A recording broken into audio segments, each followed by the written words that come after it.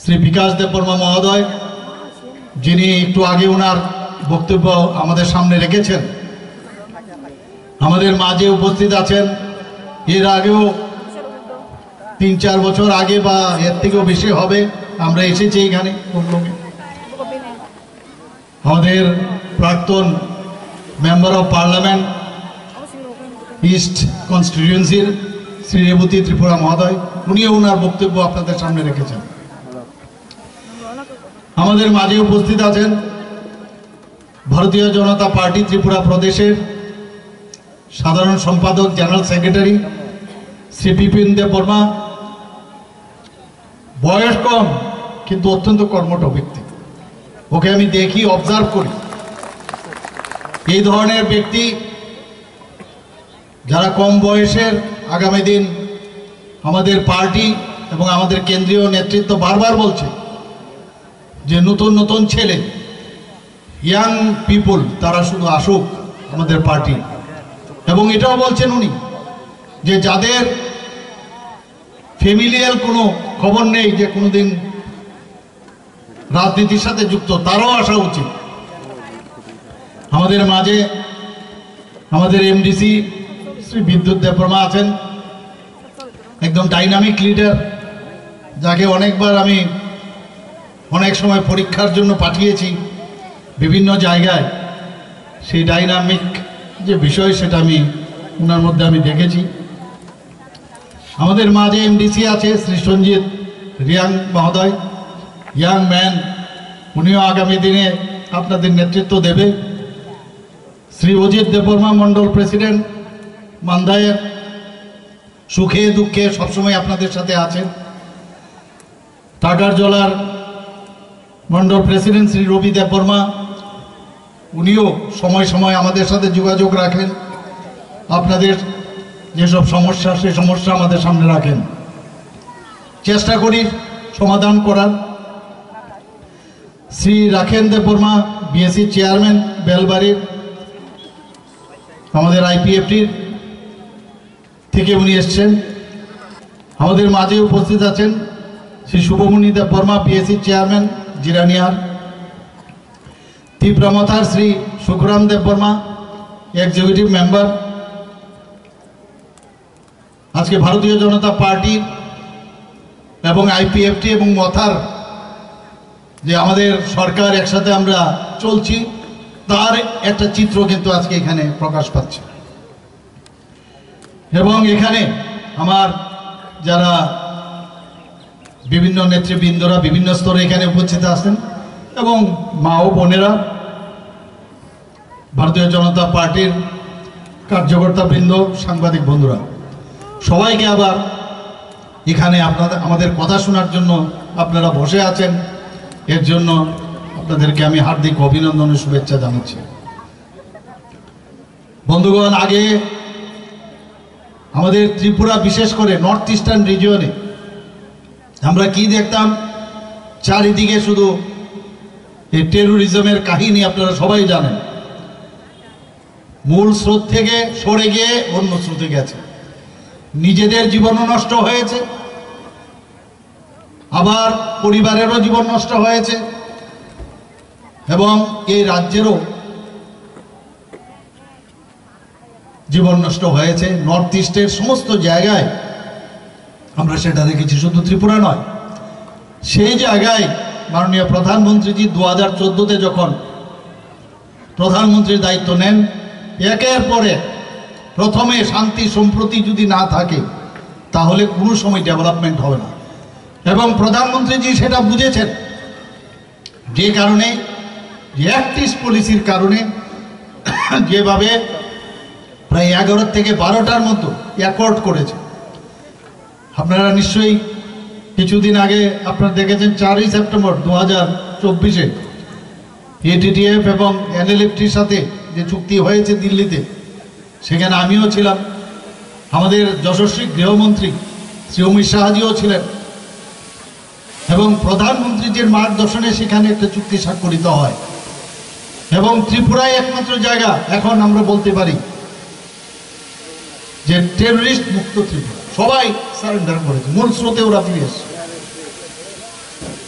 এবং আজকে ত্রিপুরায় মাননীয় প্রধানমন্ত্রীজি আমাদের হীরা মডেল দিয়েছে, national highway, H for national highway.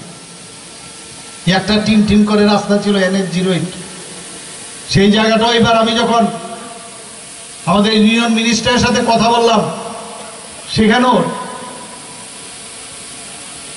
4 লাইনের যে একদম মানে আমাদের চুরাইবাড়ির থেকে চন্দ্রপুর পর্যন্ত 4 লাইনের আপনার NH-08 উনি স্যাংশন করে দিয়েছেন। আমাদের ইন্টারনেট সারা ভারতবর্ষের মধ্যে স্ট্রংগেস্ট ইন্টারনেট মাননীয় প্রধানমন্ত্রী আমাদের দিয়েছেন। ট্রেনের কথা তো বলে লাভ নেই, আমরা কোনোদিন ভাবিনি ত্রিপুরার মধ্যে ট্রেন চলবে। আজকে বিস্টাডোম বলুন, বিভিন্ন এক্সপ্রেস ট্রেন বলুন, রাজধানী বলুন, কাঞ্চনজঙ্ঘা বলুন, সেই সাবরুম থেকে আজকে দেশের বিভিন্ন জায়গায় যাচ্ছে। সেটা একমাত্র সম্ভব হয়েছে অ্যাক্ট ইস্ট পলিসিতে মাননীয় প্রধানমন্ত্রীর জন্য। এয়ারওয়ের কথা যদি বলি, আজকে ত্রিপুরার যে এয়ারপোর্ট, আমরা সিঙ্গারবিল নিয়ে আমরা জানি মহারাজা বীর বিক্রম কিশোর মাণিক্য বাহাদুর দ্বিতীয় বিশ্বযুদ্ধের শেষ মুহূর্তে শেষ দিকে উনি Singarbhil one of the oldest airport, ওনার সময় উনি সেটা করেছিলেন। উনাকে এতদিন ধরে আগের সরকারও আমরা দেখেছি মুখে মুখে অষ্টরম্ভা, কিন্তু কোনোদিন সম্মান দেয়নি। আমাদের সরকার আসার পর উনার নামে, বীর বিক্রম কিশোর মাণিক্য বাহাদুরের নামে আজকে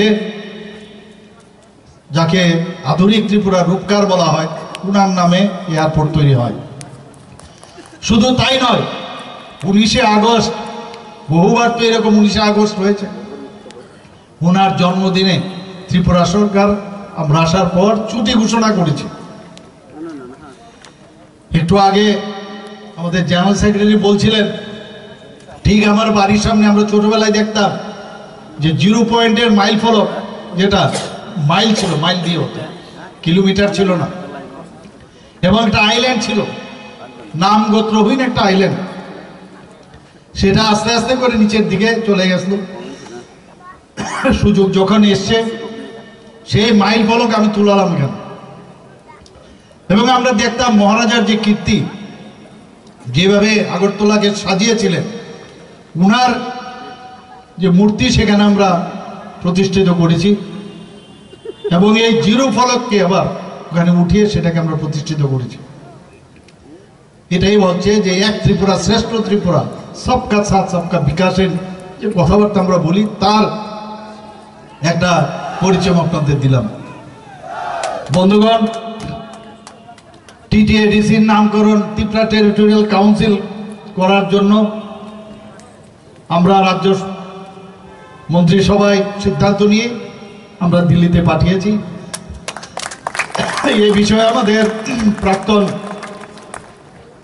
MP মহোদয় বলেছেন, শুধু তাই নয়, আমাদের 19টি জাতি গোষ্ঠী আছে আমাদের ট্রাইবেল জনজাতি এলাকায়, কিন্তু তারও বাইরে আছে। সবার যেন তাদের রিপ্রেজেন্টেশন হয়, তার জন্য যে ADCর মধ্যে 28টা যে আসন সংখ্যা, সেটাকে বাড়ানোর জন্য আমরা 50টা মন্ত্রিসভায় সিদ্ধান্ত নিয়ে তার জন্য আমরা দিল্লিতে পাঠিয়েছি। বন্ধুগণ, 12টি ব্লককে আমাদের জনজাতি অধ্যুষিত এলাকা, সেটাকে অ্যাসপিরেশনাল ব্লক হিসাবে আমরা ঘোষণা করেছি। এবং অ্যাসপিরেশনাল ব্লক ঘোষণা মানে এক একটা ডিস্ট্রিক্টের মধ্যে যে আমাদের বাজেটের টাকা যায়, তার থেকে কমসে কম 8 থেকে 10% বিভিন্ন ডেভেলপমেন্টের জন্য সেখানে খরচ করা হয়। 23 বছরের সমস্যা আমরা দেখেছি ব্রুরিয়াং শরণার্থীদের, খালি ক্রোকোডাইল টিয়ার্সে আমরা দেখেছি। বন্ধুগণ, আমার মনে আছে আমাদের যশস্বী গৃহমন্ত্রী অমিত শাহজির সাথে আমি কথা বলছিলাম, উনি বলছিলেন, আরে এ লোক তো আমারাই আদমি है ভাই। এই যে ফিলিংস, আমি ব্যক্তিগতভাবে আজকে বলছি যে ये लोग हमारा ही आदमी है, उनके लिए कुछ करना चाहिए। এই যে ফিলিং যে 23 বছরের সমস্যা, 2020 সালের 16ই জানুয়ারি ভারত সরকার, ত্রিপুরা সরকার, মিজোরাম সরকার এবং ব্রু সম্প্রদায়ের মধ্যে যে চুক্তি, একটা ঐতিহাসিক চুক্তি স্বাক্ষরিত হয়, তার জন্য আজকে বিভিন্ন জায়গায় ওনাদেরকে সেটেলমেন্ট করা হচ্ছে। 500 কোটি টাকার উপরে তাদের জন্য রাখা হয়েছে।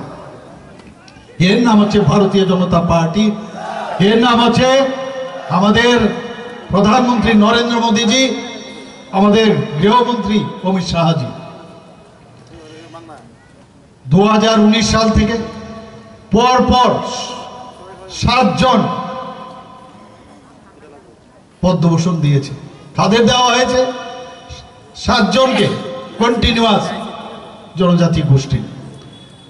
রসম যন্ত্রশিল্পী শ্রী থাঙ্গাড়া আলম 2019-এ দেওয়া হয়েছে, 2020-এ বেনিচন্দ্র জমাতিয়া, 2021 সালে সত্যরাম রিয়াং, 2023 সালে এনসি দেববর্মা মরণোত্তর, আমরা যাকে এনসিদা বলে ডাকি, এবং বিক্রম বাহাদুর জমাতিয়া। 2024 সালে শ্রী চিত্তরঞ্জন দেববর্মা, চিত্ত মহারাজ আমরা যাকে বলি, শ্রীমতী স্মৃতি রেখা চাকমা পদ্মশ্রী সম্মানে ভূষিত করা হয়েছে। বন্ধুগণ, এর নাম হচ্ছে ভারতীয় জনতা পার্টি, যে সম্মান দিতে জানে। আজ পর্যন্ত ত্রিপুরা রাজ্যের কোনো জনজাতিকে এবং রাজ পরিবারের, সবাই আপনারা জানেন, জিষ্ণু দেববর্মা জিষ্ণু কর্তা হিসাবে জানেন, ত্রিপুরার মতো একটা ছোট জায়গা থেকে নিয়ে তেলেঙ্গানার মতো এত বড় একটা রাজ্যের উনাকে আজকে রাজ্যপাল বানিয়েছেন। কোনোদিন আমরা এটা দেখিনি, একটা ইতিহাস তৈরি করেছেন, এবং সেটা একমাত্র সম্ভব হয়েছে ভারতীয় জনতা পার্টির নেতৃত্বাধীন সরকার, এনডিএ সরকারের কারণে। বন্ধুগণ, রাজ্যের জনজাতিদের ককবরক ভাষাকে মর্যাদা দেওয়ার লক্ষ্যে বড়মুড়া পাহাড়ের নাম হাতায় কোতর আমরা রেখেছি। কেউ রাখিনি। এর আগে 35 বছরের 5 বছরের কংগ্রেসকে দেখেছি, সিপিএম কে দেখেছি। জনজাতিকে যত দাবিয়ে রাখা যায়, যত ওনাদেরকে অসম্মান করা যায়, ততই ওনাদের যে রাজনৈতিক ব্যবসা সেটা চলবে। কিন্তু ভারতীয় জনতা পার্টি সেই দিশায় চলে না।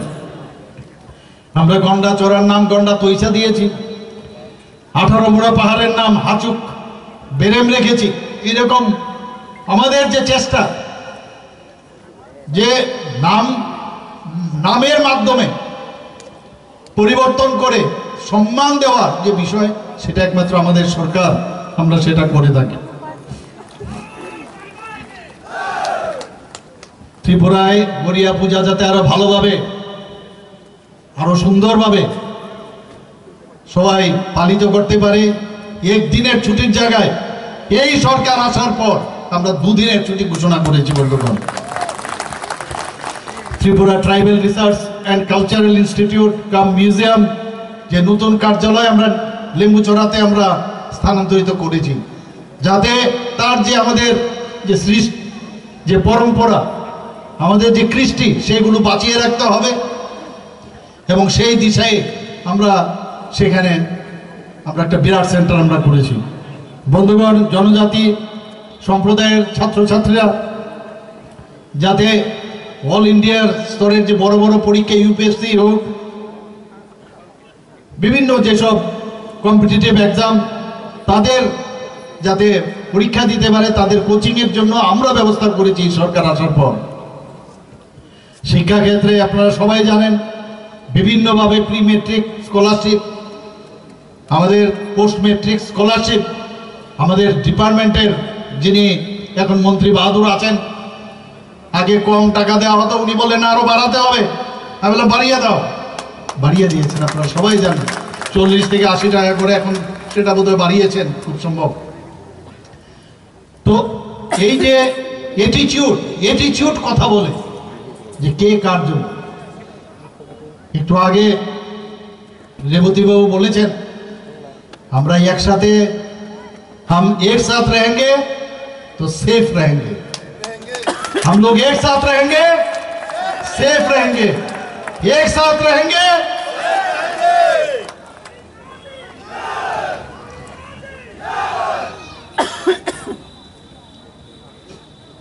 মেধাবী জনজাতি ছাত্রছাত্রীদের আমরা মেধা পুরস্কার দেওয়ার সেটাও আমরা শুরু করেছি। 2023-24 অর্থ বছরে 5000 এর উপর আমরা এই ছাত্রছাত্রীদের বৃত্তি আমরা দিয়েছি। স্পেশাল কোচিংয়ের কোর্স সাবজেক্টে তাদেরকে যেন আরো বেশি করে উপযুক্ত করা যায় তার জন্য আমরা কোচিংয়ের ব্যবস্থা করেছি। Supplementary education for elementary classes, যখন আমাদের আগের যে জমাতিয়াজি ছিলেন আমাদের মন্ত্রী, ওনার সময়ে সেটা আমরা শুরু করেছি এবং বিভিন্ন কোচিং সেন্টার প্রায় 10,000-এর উপরে সেই ছাত্রছাত্রীদের আমরা কোচিং দিচ্ছি। বন্ধুগণ, 3টি ডিগ্রি কলেজে হোস্টেল আমরা জনজাতিদের জন্য আমরা করেছি। মহিলা কলেজে একটা আগরতলায়, আম্বেদকর কলেজ ফটিকরায়ে, গন্ডাছড়া সরকারি কলেজে, বিভিন্ন জায়গায়।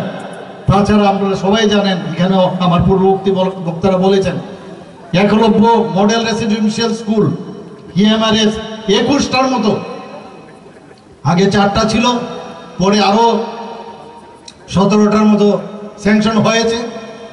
এবং আপনারা একটু ভাবুন আপনারা যে কিভাবে জনজাতি অধ্যুষিত এলাকায় যাতে পড়াশোনার মান আরো বেশি উন্নয়ন হয়, সেই দিশায় আমাদের মাননীয় প্রধানমন্ত্রী যে কাজ করছেন। এতে করে প্রায় 8160 জন জনজাতি ছাত্রছাত্রী সরাসরি পড়াশোনা করতে পারবেন। বন্ধুগণ, আপনারা শুনে খুশি হবেন যে বিশ্রামাগারের প্রয়োজন। বর্তমানে রাজ্যে মোট 13টি জনজাতি বিশ্রামাগার চালু রয়েছে।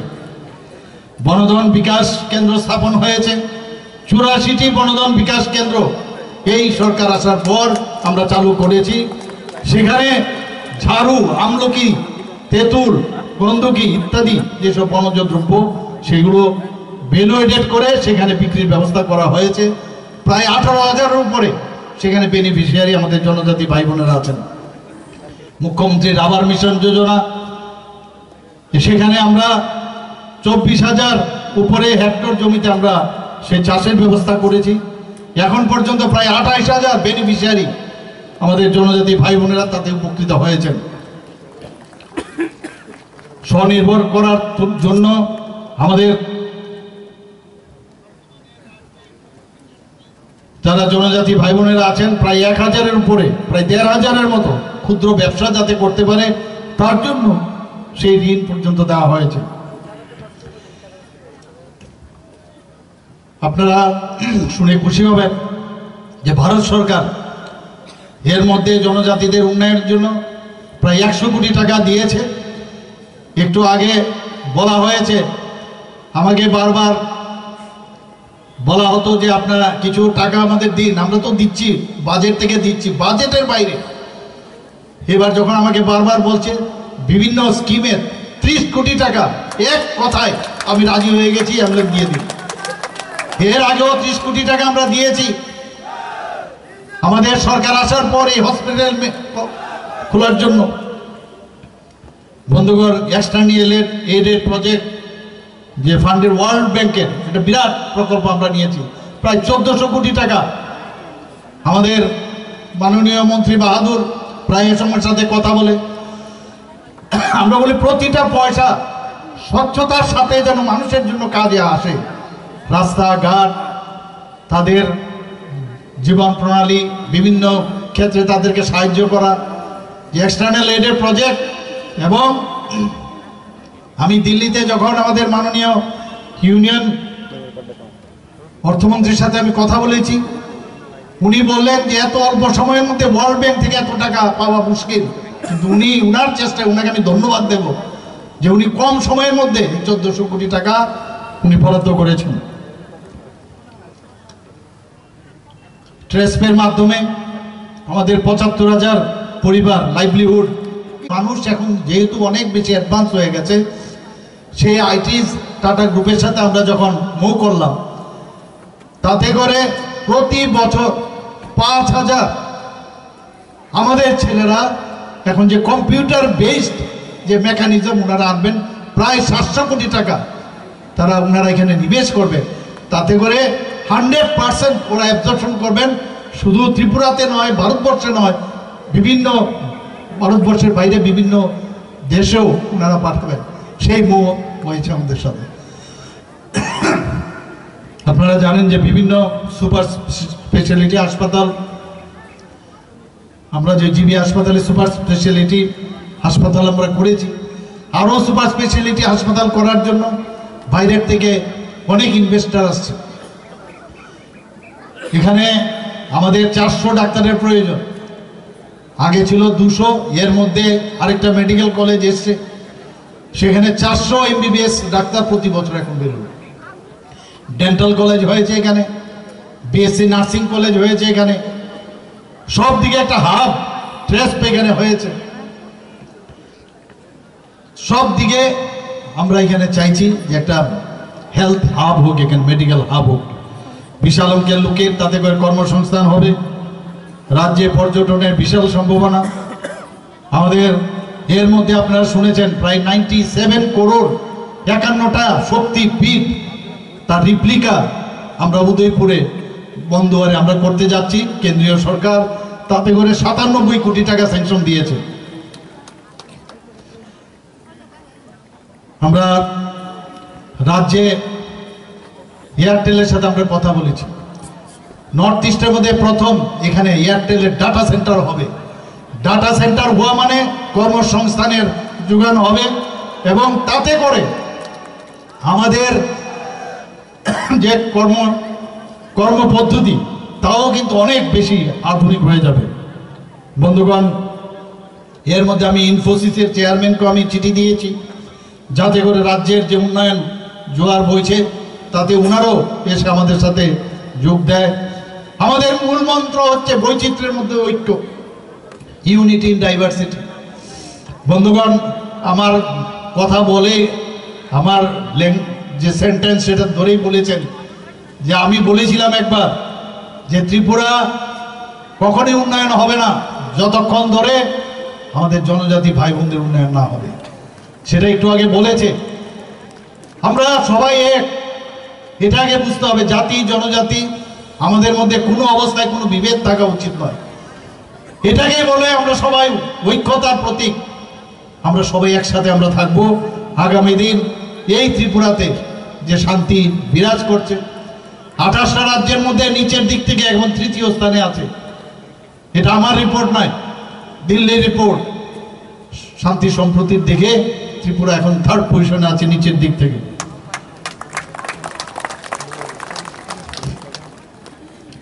জেআরবিটির মাধ্যমে আমরা বিভিন্ন পরীক্ষার মাধ্যমে, ট্রান্সপারেন্সির মাধ্যমে আমাদের সরকার আসার পর শুধু সরকারি চাকরি প্রায় 13,000-এর মতো আমরা চাকরি দিয়েছি বন্ধুগণ। এর মধ্যে একটা CM7 প্রকল্প আমরা চালু করেছি, সেটাও যারা মাধ্যমিক উচ্চ মাধ্যমিক পরীক্ষা উত্তীর্ণ যারা 200 জন মেধাবী ছাত্রছাত্রীকে 5,000 টাকা করে, এবং যারা মাধ্যমিক তাদের জন্য 2 বছরের জন্য আমরা 5,000 টাকা করে দিচ্ছি, আর 3 বছরের জন্য মাধ্যমিক, আর উচ্চ মাধ্যমিকের 2 বছরের জন্য। বন্ধুগণ, TPSC-র মাধ্যমে 30 জন আমরা TCS অফিসার নিয়েছি, 10 জন TPS অফিসার নিয়েছি, এবং প্রতি বছর এটা যাতে থাকে সেই ব্যবস্থা আমরা করছি। মুখ্যমন্ত্রী জন আরোগ্য যোজনার কথা যদি আমরা বলি, এখানে যারা আছেন আজকে কিন্তু ভারতবর্ষের মধ্যে ত্রিপুরা একটা জায়গা যেখানে প্রধানমন্ত্রী জন আরোগ্য যোজনার পরে মুখ্যমন্ত্রী জন আরোগ্য যোজনার মাধ্যমে আমরা সবাই আজকে এই যে যোজনা আমরা করেছি তাতে করে স্বাস্থ্যের বেলায় প্রায় 5 লক্ষ টাকা করে প্রতি বছরে প্রতিটা ফ্যামিলি পাবো আমরা, সেই ব্যবস্থা আমরা করেছি। বন্ধুগণ, আমরা এর মধ্যে সিদ্ধান্ত নিয়েছি, বিধানসভায় আমি বলেছি যে 100 জন মেধাবী কন্যা সন্তানকে, আমরা তো 9ম শ্রেণীর যারা আছে তাদেরকে আমরা তো সাইকেল দিচ্ছি, কিন্তু 100 জন মেধাবী কন্যা সন্তানকে স্কুটি দেওয়া শুরু হয়ে যাবে বন্ধুগণ। PM জনমন প্রকল্পে রাজ্যের 4 জেলার 6টি ব্লকে 10টি জনজাতি ছাত্রাবাসের ভিত্তিপ্রস্তর স্থাপন করা হয়েছে বন্ধুগণ। এর মধ্যে 4টি রয়েছে ছাত্রীদের জন্য, 6টি ছাত্রদের জন্য।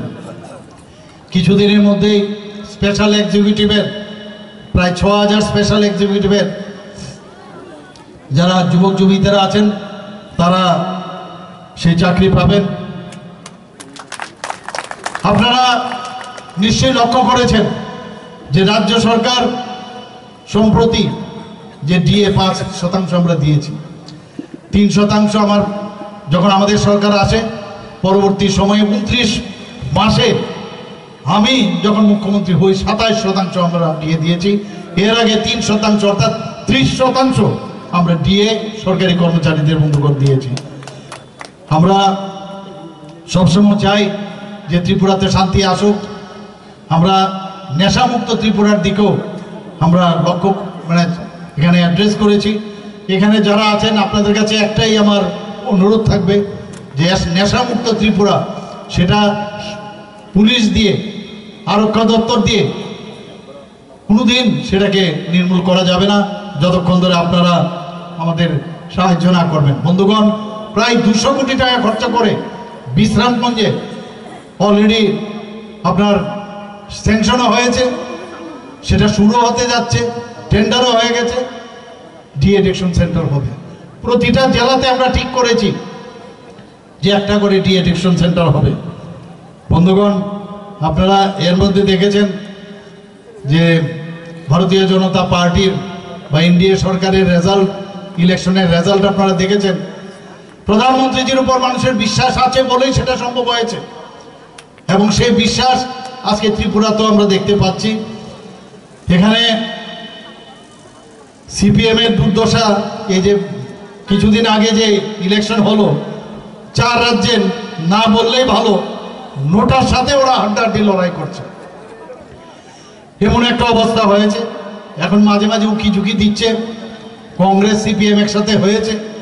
বন্ধুগণ, ওরা সারা জীবন মানুষকে ঠকিয়েছে, এদের কথাই আপনারা বিশ্বাস করবেন না। আমরা সবাই যদি একসাথে থাকি, আমরা আইপিএফটি, মোথা, ভারতীয় জনতা পার্টি, আমরা যে স্বপ্ন আমরা দেখছি ত্রিপুরাকে একটা মডেল ত্রিপুরা ভারতবর্ষের মধ্যে প্রতিষ্ঠিত করব, সেটা সম্ভব হবে। আমি এই কথাগুলো বলে আপনাদের আগামী দিনে আপনাদের সাহায্য প্রার্থনা করছি। সবাইকে অসংখ্য ধন্যবাদ জানিয়ে আমার বক্তব্য শেষ করছি। বন্দে মাতরম, ভারত মাতা কি জয়।